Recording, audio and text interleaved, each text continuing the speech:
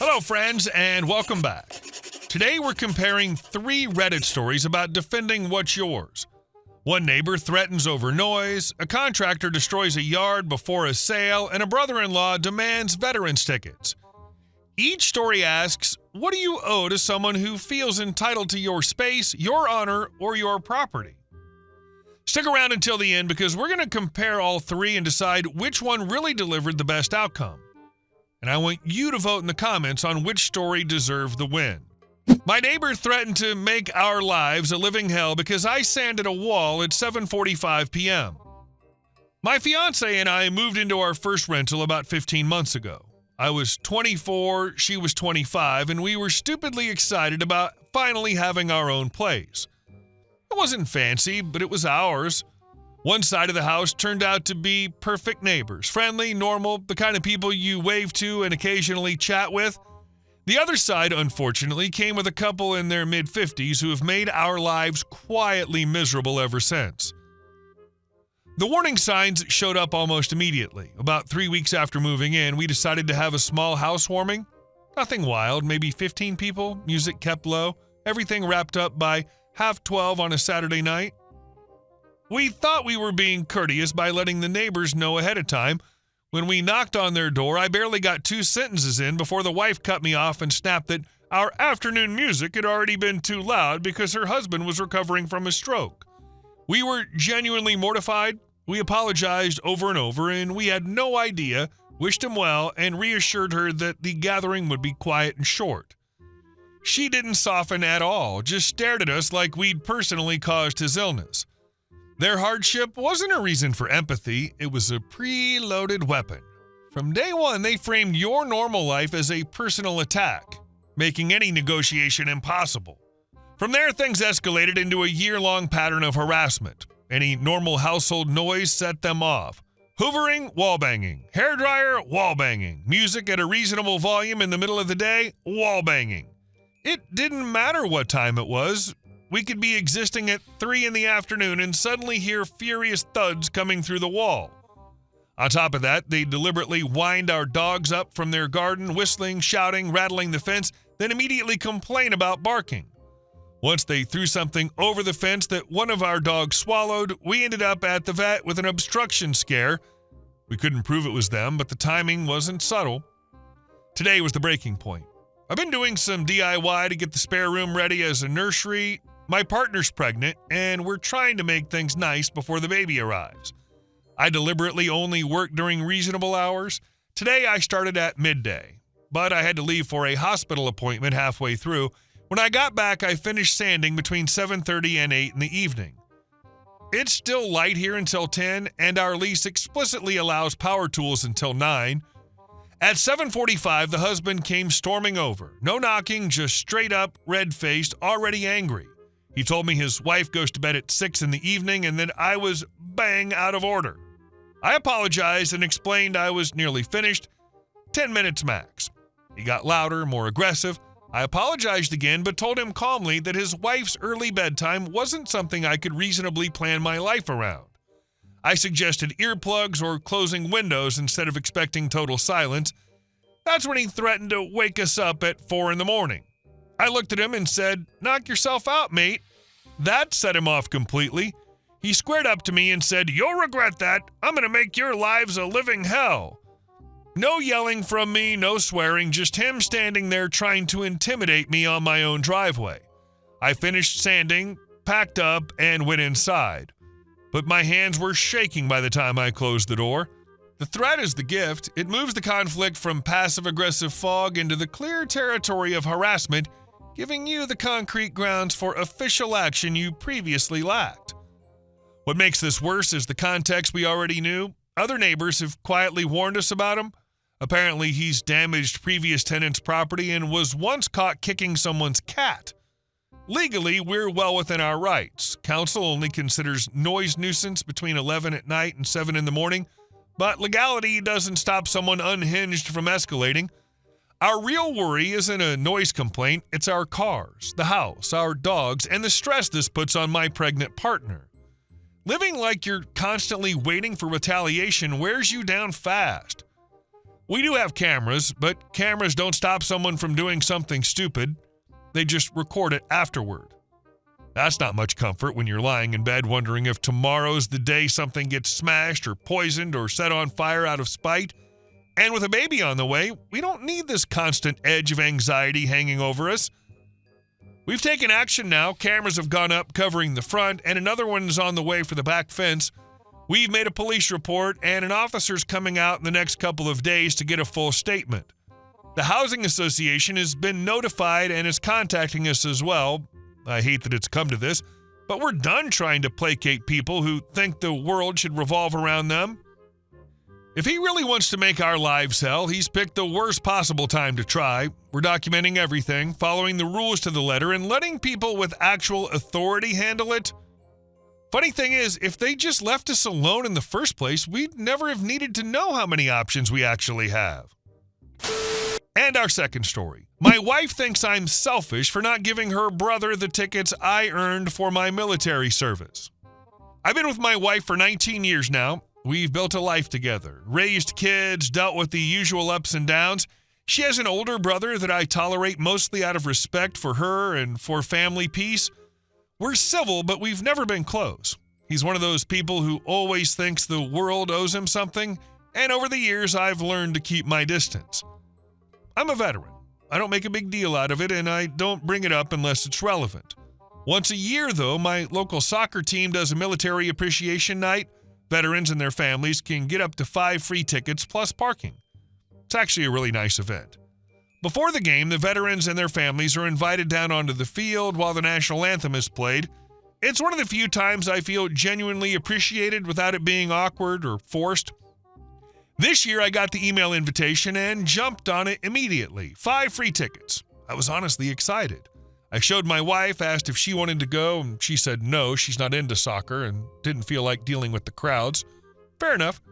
I decided I'd take our 2 daughters, my older brother, and my nephew, who absolutely loves soccer and has never been to a big game before. Everyone I asked was thrilled and said yes right away. The day of the game, I was getting ready to leave when my wife was on the phone with her brother. I wasn't paying much attention until I heard her mention that I'd gotten 5 free tickets for Military Appreciation Night. Immediately, I knew where this was going. Sure enough, he asked her to ask me if we could give him the tickets so he could take his kids instead. I didn't even hesitate. I laughed and said, no, not in a mean way, just a flat no. These were my tickets for an event tied directly to my service, and I already had plans. Apparently, that wasn't the answer he wanted. He went off on a rant about how he deserved the tickets more and how they would be better used by him and his 4 kids. I said no again, still calm, but definitely more annoyed now. I could hear his voice rising through the phone even though it wasn't on speaker. Then he took it a step further. He asked if I could take his 4 kids with me instead of my daughters, my brother, and my nephew. That's when I completely lost my patience. I started cussing. I wasn't proud of it, but the audacity just hit me all at once. He was seriously suggesting that I ditch my own kids so he could benefit from something he had absolutely no connection to. My wife got off the phone and immediately started scolding me. She told me I was being inconsiderate, that I didn't need to get so angry, and that I should think about her brother and his kids. I just stood there, completely dumbfounded. This is the real betrayal. Her scolding reframed the conflict, making his outrageous demand your failure of character. She sided with the aggressor, policing your reaction instead of his violation. I couldn't wrap my head around it. I earned those tickets. They were literally for military appreciation. Her brother never served. He's never sacrificed anything remotely close to what that night is meant to recognize. Yet somehow in his mind, and apparently partially in hers, he deserved them more than me.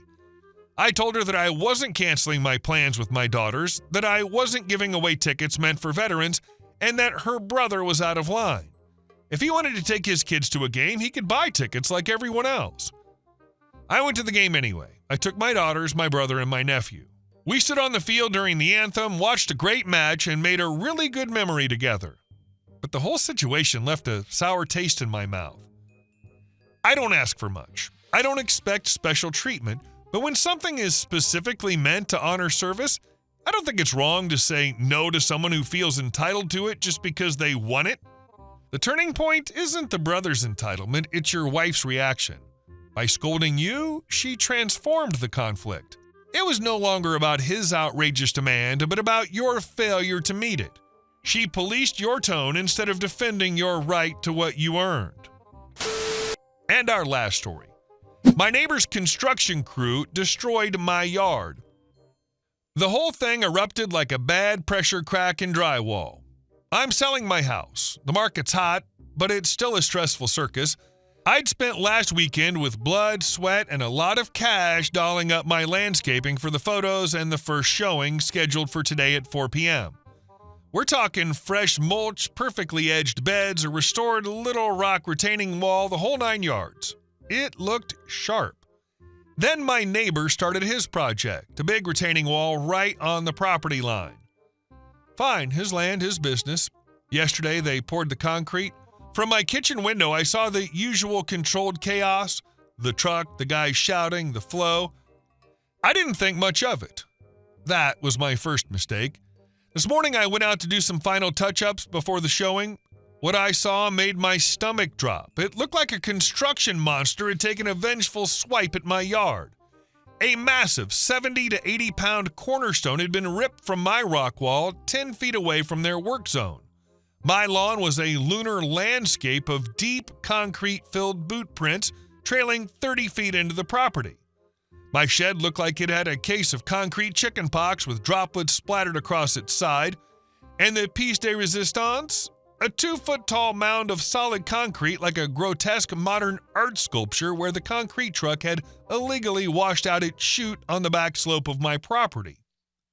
I saw red, pure unadulterated fury. I'm in the trades myself, so I know the difference between incidental mess and reckless, disrespectful destruction. This was the latter. The crew was back getting ready to strip the forms. I zeroed in on the guy who seemed to be running the show, a foreman type with a permanent scowl. I walked over, my voice tight but controlled. You need to stay off my property, and you need to fix all this. Look at this. I gestured at the carnage. My first house showing is at 4 today. He didn't even have the decency to look shocked. He gave me a once-over, a dismissive flick of his eyes. We'll put it all back right. Don't get your panties in a twist. Back right, I spat. You poured a concrete hill on my land. You destroyed a rock wall. Back right isn't good enough. I need it original, and I need it by 4. That's when he did the thing. He puffed out his chest, a weird performative gesture. You want a guarantee? I'll give you a guarantee. Write up a contract saying we won't do more damage and we'll fix it. I'll sign it. It was a bluff, a power play. He thought I'd back down. His dare wasn't about making a deal, it was a test. He was betting fear of conflict outweighed anger. Calling his bluff shattered his only script. Instead, I saw an opening. Fine, you got a pen? His smirk faltered for a second. I turned on my heel, marched inside, and in a white-hot rage, I hastily scribbled a note on a piece of paper. It was simple. The undersigned agrees that neighbor's address construction crew will return all affected areas of my address property to their original condition prior to 4 p.m. today and will cause no further damage. I brought it back out. Here's your contract, sign it. That's when the mask fell off completely. His eyes went from dismissive to dangerously dark. Oh, you're one of those guys, he sneered. He started tearing at the Velcro of his safety vest, ripping it off. Then he shrugged out of his jacket, throwing them both into the dirt. His crew stopped working, watching like a gallery. You want to do this, huh? He followed me down the alley. I know how to deal with smart butts like you. Stupidly, or maybe just adrenalized, I followed. I thought he wanted to talk away from his men. We rounded the corner into the narrow alley between our properties. He spun around, put his fists up in a crude boxing stance, and started bouncing on the balls of his feet. Come on, then. Let's go. Solve it right now. The absurdity of it. A grown man, a foreman, offering to brawl over a damage dispute hit me like ice water. This wasn't a negotiation. This was a threat. I'm not fighting you, I said, backing up. This is insane. Yeah, that's what I thought, he jeered, but he didn't drop his hands. I turned and walked away, my heart hammering against my ribs. This had just escalated from property damage to assault. I went straight to my neighbor's front door and hammered on it. When he answered, I didn't mince words. Your guys destroyed my yard and your foreman just tried to fight me in the alley. The police are getting called right now, and you and I are going to walk this property line and you're going to see every single inch of damage." His face paled. The jovial, "sorry about the noise" neighbor was gone, replaced by a man realizing his cheap contractor was about to cost him a hell of a lot more than money. While I was on the phone with 911, I also called the number on the contractor's truck listed on a magnet on the door. I got the owner. I gave him the play-by-play, the destruction, the foreman's contract dare, the attempted alleyway brawl, the police report I was currently filing. My voice was pure, cold steel. "You have 1 hour to get a competent supervisor on this site who will not commit felonies and will start cleaning this mess. Or I'll have this entire site shut down and sue you for interference with the sale of my home." The police arrived, 2 officers looking weary of domestic disputes. I showed them everything: the stone, the footprints, the concrete mound, the splattered shed. I told them about the foreman's threat. They took my statement, then went to talk to him. I saw him, all bluster gone, waving his hands and pointing at me. The officers came back, their expressions neutral. He says it was a misunderstanding. He says he was just frustrated. We've advised him to stay away from you and to complete the cleanup. This is a civil matter, but we have the report on file. Civil matter sounded like a dismissal, but the report was the real prize. It wasn't for the cops to act on. It was time-stamped, unarguable fact for lawyers, insurance, and small claims court. The battle just changed arenas. It was the civil matter line that burns you, but the report was the key. It was time-stamped, official record of the vandalism and the threat. The foreman vanished shortly after the police left, likely fired or told to get lost. One of the other workers, a younger guy who looked mortified by the whole thing, seemed to be put in charge. He approached me, hat in hand. "Sir, we're really sorry. The boss is sending over a landscaper. What do you need us to do right now?" The next few hours were a frantic, surreal ballet. My neighbor, now dripping with apologetic sweat, was helping me haul away broken bits of greenery. The worker and his crew carefully, so carefully, tried to repair the rock wall. They couldn't get the giant cornerstone back in. It was too mangled. They wedged 2 smaller rocks in its place. It wasn't perfect, but it looked intentional from a distance. They raked out the worst of the concrete chunks from the lawn, replaced the divots with fresh sod from my neighbor's own stash. They power washed my shed. The illegal concrete mound would require a jackhammer another day, but we threw a tarp over it and strategically placed a potted plant. By 3:45 p.m., my property was no longer a war zone. It was a carefully stage-managed illusion of curb appeal. The scars were still there, hidden under mulch and fresh soil and sheer willpower. The potential buyers rolled up at 4 p.m. sharp. They smiled, complimented the flowers, never knowing that just hours before a man had challenged me to a fistfight over the very rocks lining the path they admired. As they left, the worker came over, looking exhausted. "We'll be back tomorrow for the concrete pile, and the boss wants to talk to you about making the rest, right?" I just nodded, watching the buyer's car disappear. The immediate fire was out, but the police report was in my pocket, a cold weight. The fight wasn't over. It had just moved from the alley to the courtroom and the insurance office. The drama of the fists had ended. The drama of the lawyers was just beginning. These 3 conflicts are about different currencies of entitlement: peace, recognition, and property. Each antagonist believed they had the right to something that wasn't theirs: silence, a veteran's tribute, or a neighbor's land. The responses were equally varied: systematic documentation, emotional boundary setting, and legal/verbal confrontation. The lesson isn't about which method is best, but that there is a method. When someone tries to claim what's yours, your power lies in choosing the battlefield, whether it's a police report, a steadfast no, or a lawsuit.